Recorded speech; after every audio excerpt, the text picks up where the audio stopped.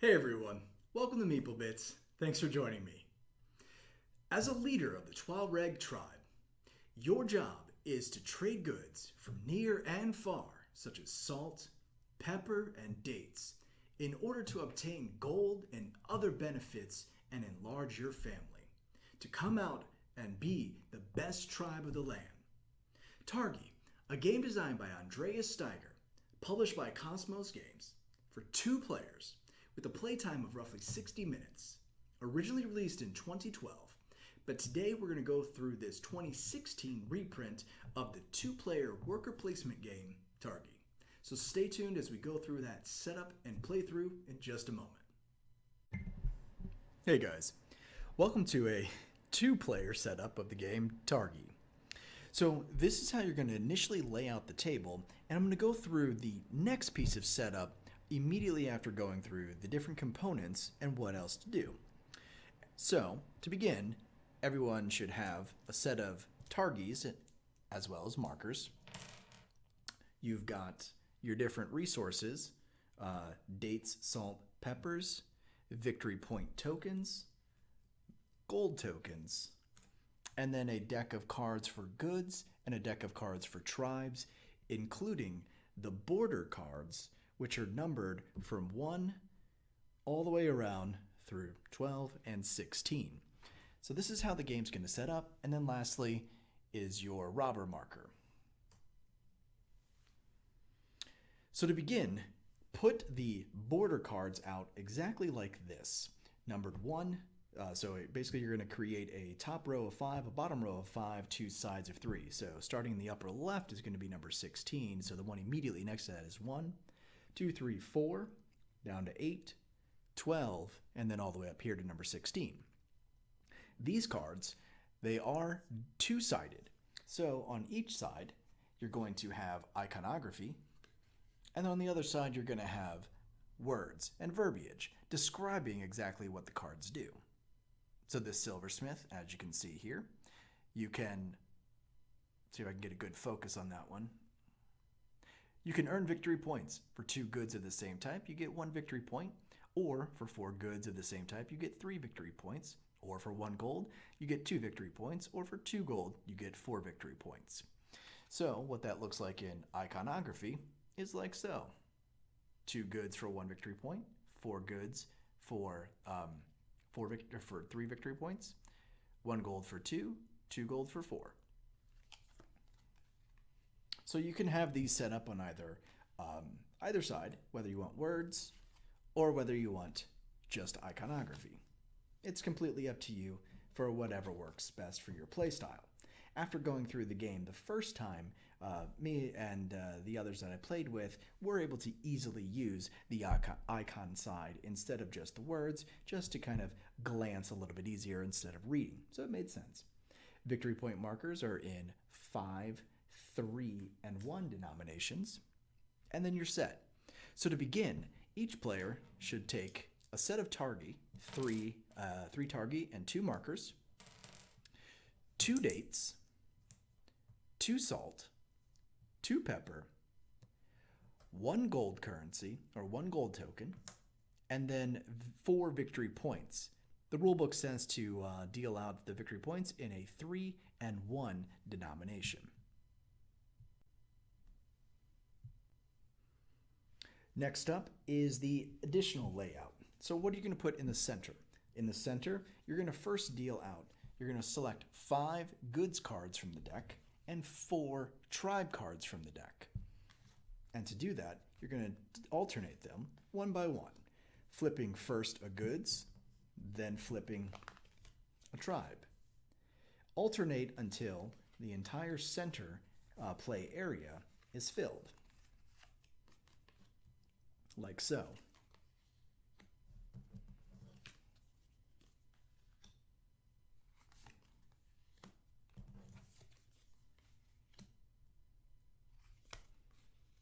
And there you have it, the entire layout and initial setup for the game Targi. Now we're ready to begin. So what does everything mean? How do we win? Well, you're going to win by 1, collecting the most victory points. That is it.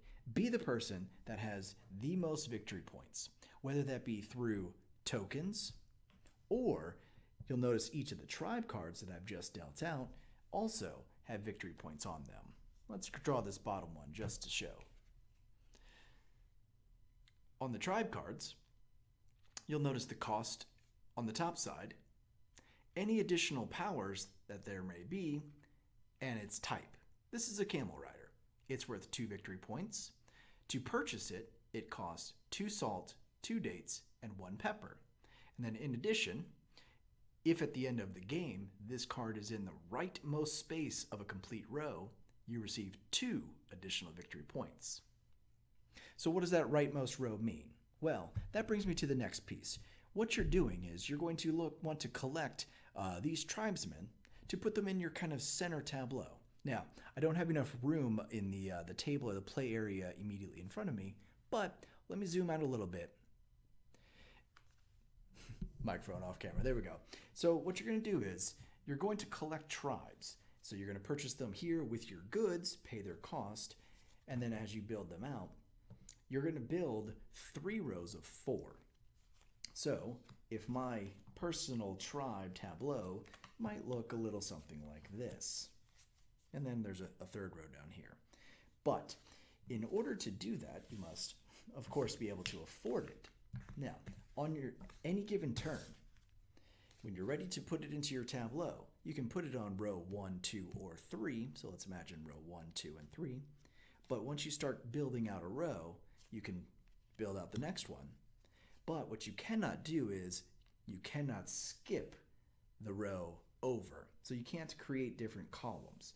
So when you're building out a row, you must build that from left to right. However, you can go down into any next row that you so desire. Once you've placed a tribesman into your tableau or into your tribe area, it cannot be moved unless you have a card that allows you to do so. And that's it. The game is then played over the course of all the rounds, and the game will end upon a player reaching 3 rows of 4, or if this robber makes his way all the way around the border into that final raid position. So in this video, I'm not going to go into what each of the individual cards and border cards do. They have words on them, so if you pick it up, you'll be able to see each of them. So in this video, though, we will go through, of course, the basics of how to play. The last thing to note is you may not have more than 10 resources in your hand or in your personal inventory. A resource is a date, a salt, or a pepper. Gold is not considered a good. Sorry, I keep saying resource, but I mean goods, like on the cards. So the goods cards, as you see here on the back, they do say, have those 3 icons. So victory points and gold are not considered goods for sake of 10 in your hand. Now, how's a turn played? Let's go and just throw these tribes cards back up there. There we go. So how's a turn played? Well, starting with the first player, and there is also a first player marker. So starting with the first player, they're going to place a Targi, and then they're going to place 1, and the next player is going to place a Targi. So a player may place a Targi anywhere on the border. So a couple of rules. A player may not put a Targi where the robber is, and a player may not put their an opponent may not put a Targi where an opponent's Targi is, or immediately across from a Targi. When you place your Targis, how you're going to then collect center resources. So let me just go ahead and throw a couple of pieces out here like so. Where's another? There we go, like this. Then how you collect the middle resources is you're going to draw an imaginary line between the Targis and then place a marker on their intersection points. So this Targi and this Targi intersect here. This Targi and this Targi intersect here. For white player, they intersect here, and then again here. And then starting with first player, you're going to then resolve all items on the board once you've placed your workers, and you may do so in any order. So if I needed resources, and let's say I needed a salt and a pepper before I wanted to purchase, for example, this tribe card here, then I could first resolve this, collect a pepper from the resource pile, then resolve this one, collect a salt, and then collect a pepper from the resource pile. Then I could resolve this one, pay its cost, and pick it up. Once you've picked up a card from the center, like so, whether it's a good or a tribe, you're going to replace that card with the opposite card that you've just picked up. So I've just picked up a tribe, so I'm going to replace it with the goods. Place it face down until all actions have been resolved, and then at the start of the next round, you can flip it over. So if here, once I resolve this one, when you see a combination like so, it's both resources. If there were a slashed line, it's an or resource. So then once I pull this one up, a tribe's card is going to be put in its place. And that's it. Then, at the start of the next round, so the turn order is you're going to first move the robber. If the robber is on a corner spot for the raids, you're going to immediately resolve those raid actions, and then pass the token, and then beginning with the first player, they would place their Targi, and so on and so forth, until the game ends. And the game ends again if the robber reaches the 16th border, or if a player has achieved a 4x3 tribe. And that's it. You guys are ready to play Targi. So let's dive in and play a couple of turns so that you guys can get a hopefully more in-depth detail on exactly how this is played. So there's a lot of strategy involved in exactly where you should go and kind of what you need to do. Now understand that first player does have a slight advantage because they can ultimately block off the next player because you cannot go on that border or across from that border. So let's go ahead and start the game. I see here that, I need to collect some tribes. This one is worth 2, so that definitely is something that I might want to go for. Now looking around the border cards as well, a few of these do give me some additional bonuses. Like number 13 here, I get to draw the top goods card and do its action. Or here, I can turn over the top tribe card, and if I can afford it, then I can either 1, put it into my hand, or 2, immediately put it into my tribe. One caveat that I didn't go through just a moment ago, so please forgive the edit. You can have, like I said, 10 resources in your hand, unlimited coin, but you won't ever have unlimited. But you can also take 1 tribe into your hand if you cannot afford it. The only way then that you can discard or use that tribe is by putting your Targi into the noble position. So the noble position must be made available in order for you to do that. Let's go ahead and zoom back in a little bit while we play the game for the turns. Okay, so in round 1, the robber starts on the noble, so you won't be able to use that, but you don't have any in your hand anyway. But once round 2 begins, the robber's going to move. So let's say, for example, I took this card into my hand this turn.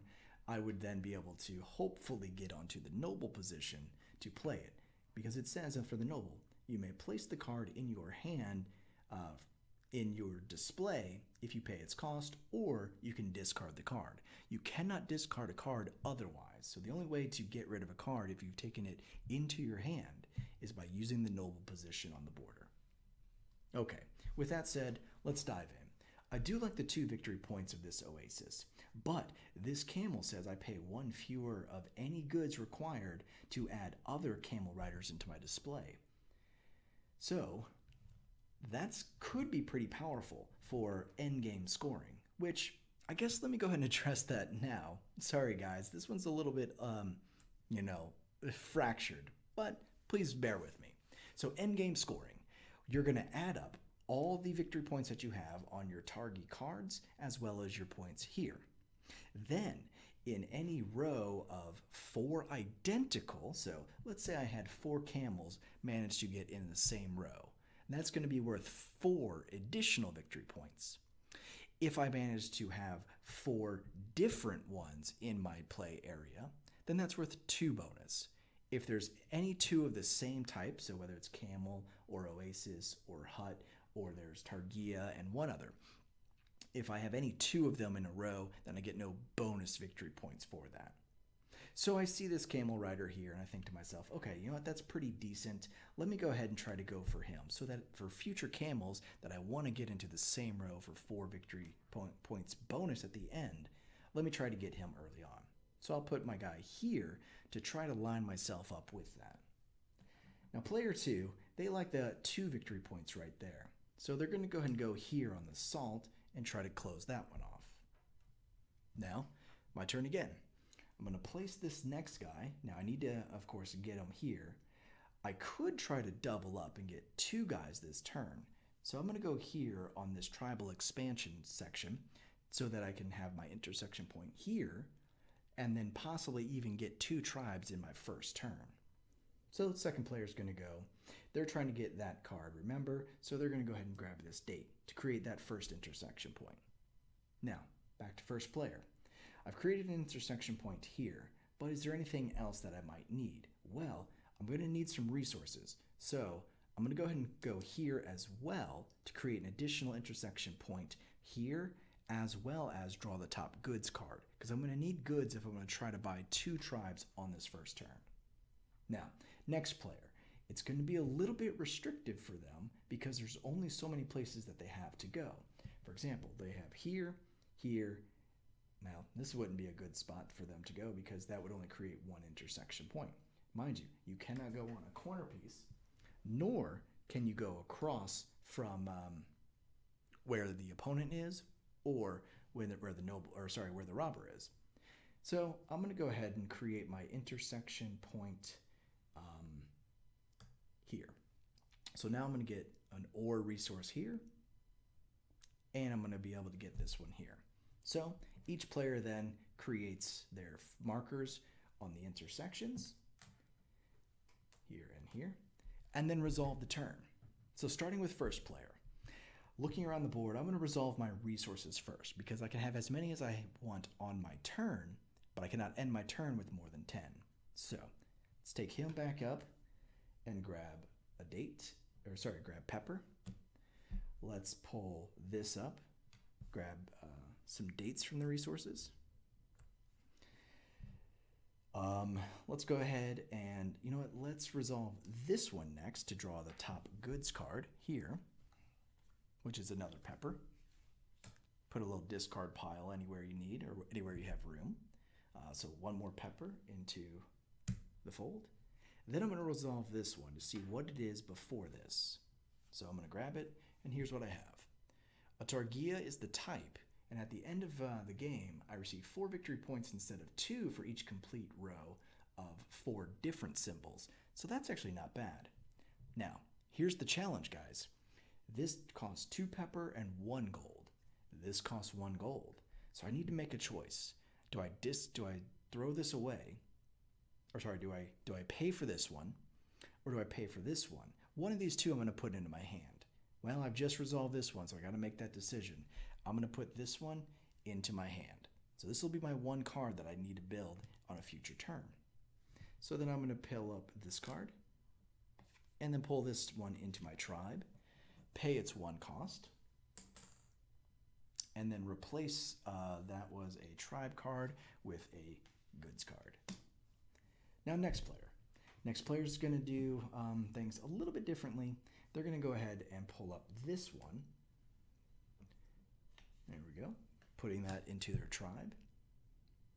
And they're going to put this in the upper leftmost first row. So we both added, to the first row because your first one doesn't really matter. Now that one was a tribe, so it gets replaced with a goods card. And in fact, I forgot to pull this one up. Sorry, guys. Discard that, replace it with a tribe. And I think that was the only center card that I took. Yeah, so I did these 2. Perfect. Okay. So once they've done that, they've paid the cost of 1 pepper and 1 gold. Next, they're going to pull up this one. Now, dates, salt, or pepper. Not too sure which one I need right now, so I'm going to go ahead and stock up on some dates for the future. Next, resolve the salt. Oh, forgot to replace this one, so put this out here and put a tribe card out in place of the goods. Border cards you never replace. Grab another dates. Okay. And one more salt. There we go. Okay, cool. Now, player one has 4, 8, 9 resources in hand right now. So they're up against the quota. That's it. Then player one passes the mark. Or sorry, next round begins. You're going to move the robber here, so it blocks off that border position. Pass the token to the next player, and play resumes. They begin first, putting their first target. Oh, let's let's go ahead and reveal what these actually are. There we go. 1 gold. Another tribe. Ooh, 2 pemper. And what do we have here? There we go. Tribe, obviously. Cool. So now, second player, but now they're first player. They're going to try to get some gold back into their hands. So they're going to come here to the trader. In the trader, you may trade 3 resources or 3 goods, and they've got quite a bit of salt and quite a bit of dates. So they're going to do 3 goods for 1 gold. Then it's going to go to the next player, and then they're going to pick, whichever spot they want to go into. They definitely need to do the noble because they want to try to build this card. But it costs 1 gold. So they also need to get this one. So that's actually very fortuitous for them because it's right in line of where they need to be. But it's going to continue on, guys. Alternate the Targis, place the markers, resolve your entire turn before the next player then resolves theirs. Check for endgame if anyone has triggered it by having 12 or 3 rows of 4 in their tribe, or if the robber has reached the end. Well, that's it, guys. I hope you enjoyed this setup and playthrough of the game Targi. It's got a high level of strategy involved for this worker placement game, but stay tuned for a moment while I tear down the table and bring you guys my afterthoughts. Thanks so much. Hey everyone, welcome back. Thanks for joining me for that setup and playthrough of the game Targi. So, to begin, let's go ahead and dive into my afterthoughts. And I guess what I'll address first, like I do pretty much every time, is components. So the components of this game were lackluster. Now, you guys have heard me gripe about this on a number of other games, so please bear with me as I probably continue to do so in many kind of smaller budget style games.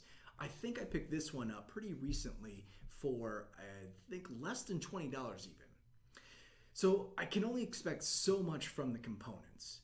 Now, with that said, it would be great if there were, I guess, a more deluxe edition for someone who doesn't mind the premium. Now, I could get some aftermarket things, and that's no problem, but I'll deal with that another time. Because I only recently discovered this game, Targi. I was on a subreddit, and the topic of conversation was, I think, 2-player games. So I was listing off the common ones that I knew about: Only Thomas, Seven Wonders Duel, things like that. And then someone had asked me if I knew of any 2-player worker placement games. Now, I didn't. I've only known worker placement games that have a 2-player variant, which, as you guys know, I'm not a fan of. But then someone had replied to my comment, suggested this game Targi. And I was like, okay, I've never heard of it. So I went in, checked it out, and I said, you know what, let me go ahead and dive into this one. I love worker placement games, so this should be right in my wheelhouse. I got it, played it a few times, really enjoyed this one. There's a significant level of strategy, which is really exciting. And I'm kind of going off on a tangent here because I was still addressing components. So let me get that one out first. Components, it'd be awesome if they had like wooden tokens or something like that instead of punch board. The gold, obviously, are chits and punch board. So everything in there is pretty cheap and it feels like it'll fall apart. There isn't linen finish on the cards, and that always bothers me. The artwork is really well done, so definitely a fan of that. The iconography, after my I think midway through our first game, as we went through it, we even flipped from the verbiage side or the wording over to the iconography. So they did a really good job of setting that up, and I really appreciate that. So going back then, heavy strategy involved, really enjoyed that because it's hard to get that into a two-player experience. So in each of the games, it's like, all right, you place your Targi down, and then by doing so, you really block off other people. So it's not necessarily a take that mechanic so much as it is, a strategy that I'm trying to get this, or I knew you absolutely needed to do that, and it only mildly helps me, but it really hurts you. Why should you add this game to your collection? Well, it's a two-player worker placement game, which I hadn't found one before, so I'm really thankful for that person on Reddit who did suggest this to me. So I wanted to get some playthroughs, and then bring it to you guys because I do recommend this one. I'm super excited that I added this. I kind of put myself on timeout from adding new games, but this one I'm really satisfied that I did. So if you enjoy if you enjoy a worker placement game and you like a two-player experience, then Targi is definitely a good game because there is that real deep strategy involved. I like the intersection points of placing your Targis on the borders and then the markers, really neat. Why is this a game that you might want to give a miss? Well, that playtime for a two-player game is about an hour, and I did feel like it was a complete experience in such a small package, which is tough to do. But with that said, there was, I think in the base game here, and there is an expansion which I don't know anything about, but in this base game, there was one card that came up in the Tribesman that was a heavy take that mechanic. And there wasn't anything else like that in the deck that I had found. So the fact that there wasn't at least two really kind of bothered me a little bit. So you should not add this to your collection if you're a little bit friendlier of a player, I guess, and you and maybe a significant other or a good friend that you play two-player games with don't like to have a slight imbalance. The other imbalance to this one that you may not want to add it to your collection is that I really felt that the person that went first, from the start of the game, kind of had an edge throughout the game because they really got to set the tone.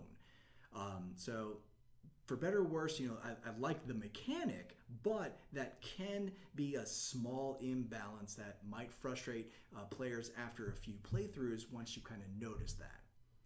So those are my takes on the game Targi. Look, I'm really excited that I found this one, and I'm glad that I added it to the collection. So I hope that you guys enjoyed the playthrough. Have you played through Targi? If you do, please leave a couple of comments. I'm happy to kind of chat about the game. Let me know what you thought about it after playing it once or 10 times over. As always, guys, really appreciate the support. So if you enjoyed the video, feel free to leave a like and a subscribe. Until next time, thanks for watching, everybody.